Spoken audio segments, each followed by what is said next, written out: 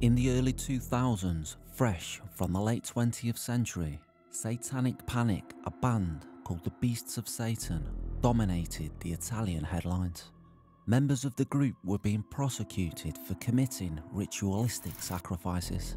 The murders sent Italy into a frenzy to prevent such crimes from happening again, strictly blaming death metal music as the culprit. However, many others believed the band's heavy drug use and the urge to shed blood were the real causes.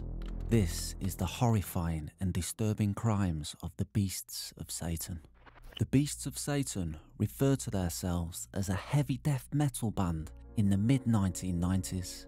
However, many believed they were truly a cult, and that the band was just an excuse to unite to share their interests in sex, drugs, metal and death.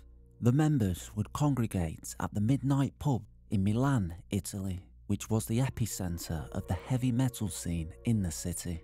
What began as a group that others deemed strange and unusual became one full of sacrifice and secrets on January the 17th, 1998.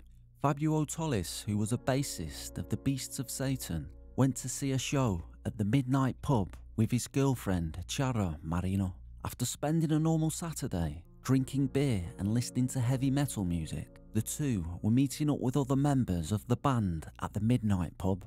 However, the two teenagers weren't able to enjoy the nightly show. Instead, their night consisted of terror and betrayal.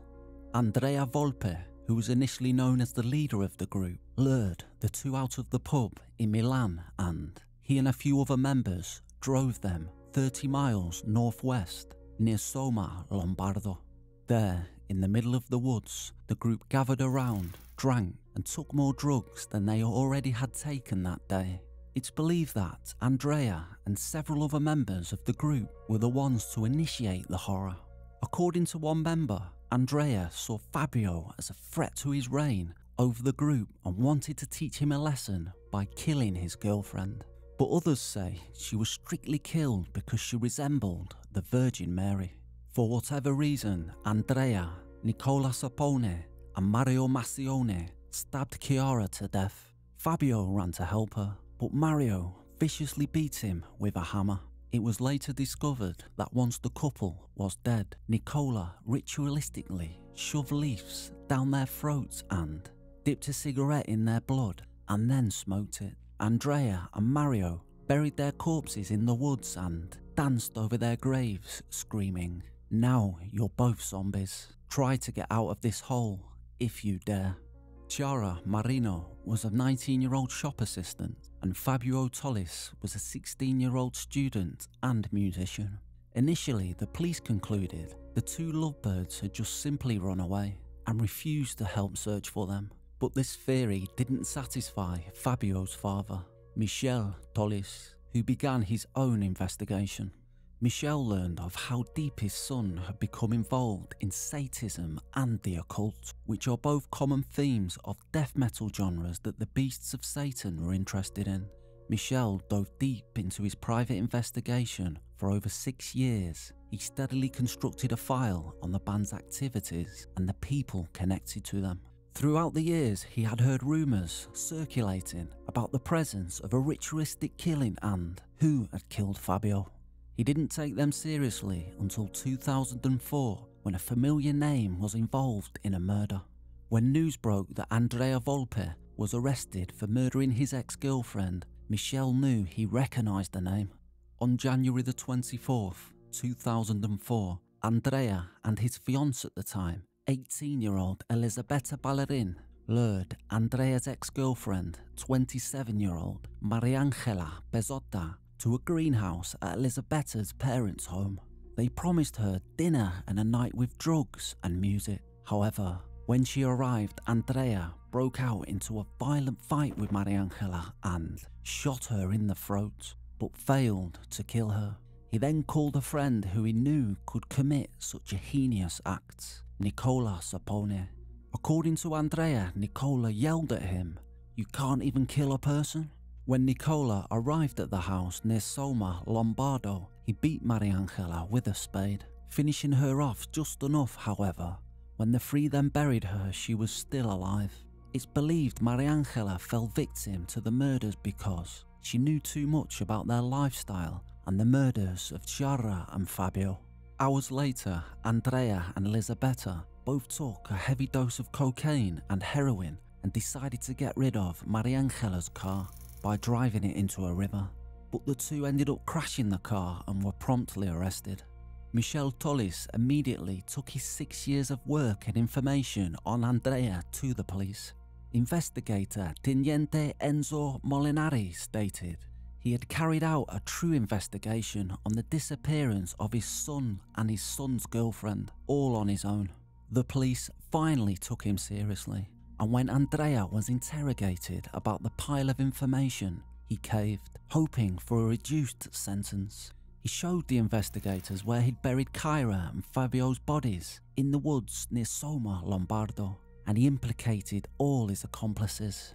Mario Massioni told the investigators that he was the medium of the group and even told them that Mario was his best friend, but that he was the one to ultimately take his life by beating him to death with a hammer. The members were also accused of pushing their drummer, Andrea Bontade, to commit suicide because he refused to take part in the murders of Chiara and Fabio, and it's been speculated that the group is responsible for 14 other murders and mysterious deaths around Italy. On February the 22nd, Andrea Volpe was sentenced to 30 years in prison after being found guilty of the 1998 murders and the slaying of Mariangela. Another accomplice of his, Pietro Guerrieri, was sentenced to 16 years. 5 more members of the group, including Elisabetta Ballerine, went to trial in 2005 and were sentenced to 24 and 26 years behind bars. Nicola Sapone, who was ultimately deemed the mastermind by the courts, received a life sentence. During the time of the murders, Italy was already concerned about an uprising in Satanism and the occult becoming an attraction to the Italian youth. In February of 2005, a Roman Catholic university, which was connected to the Vatican, began offering a course on diabolical possession and exorcism for priests. Also, in reaction to the crimes, priest Donaldo Bonaito called for death metal music to be banned. He was quoted saying, "If music makes itself an instrument of nefarious deeds and death, it should be stopped." Additionally, the Italian police created a special unit focusing on new religious sectors, particularly Satanists and other violent ritualistic groups. The unit would coordinate investigators into potentially dangerous and religious movements. One of the attorneys at the Beasts of Satan trial argued her client's propensity to listen to death metal music prompted the tragedies.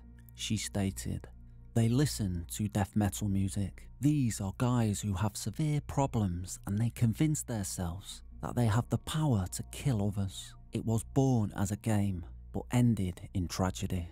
It's unclear if we'll ever know the true motives behind the Beasts of Satan and why they chose to commit such heinous acts of violence. Some blame religion and death metal music, while others blame drugs, delusion, and the pure desire to shed human blood just for the thrill of it.